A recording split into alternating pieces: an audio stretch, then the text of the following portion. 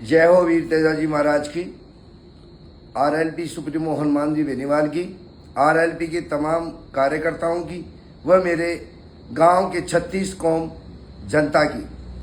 आज मैं अजीतगढ़ हॉस्पिटल में गया था। वहां जाकर के जब मैंने अजीतगढ़ हॉस्पिटल की व्यवस्था देखी, वहां पर मरीजों के मैंने हालचाल पूछे तो सभी की आंखों में आंसू थे।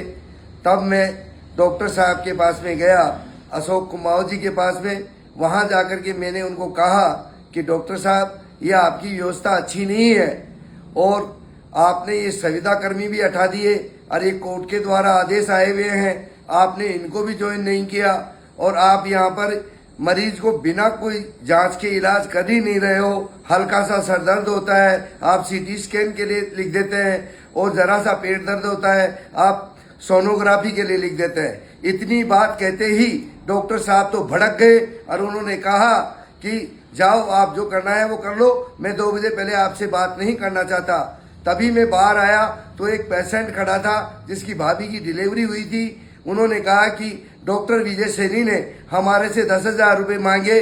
तो मैं डॉक्टर विजय सैनी से पास गया और उनको मैंने कहा कि डॉक्टर साहब, आपको तनख्वाह मिलती है, फिर आप इन पेशेंटों को क्यों परेशान कर रहे हो? ये सरकारी हॉस्पिटल है, गवर्नमेंट हॉस्पिटल नहीं है। तब उन्होंने मुझे कहा कि आप तो हमारे ऊपर ब्लेम कर रहे हो। उन्होंने ब्लेम का नाम लिया तो मैंने कहा कि आपके ऊपर हम ब्लेम लगा करके हमें कौन सा सुप्रीमो पावर मिल जाएगा? हम तो सिर्फ जनता की आवाज लेकर के आए हैं आपके पास, और आवाज लेकर के गए।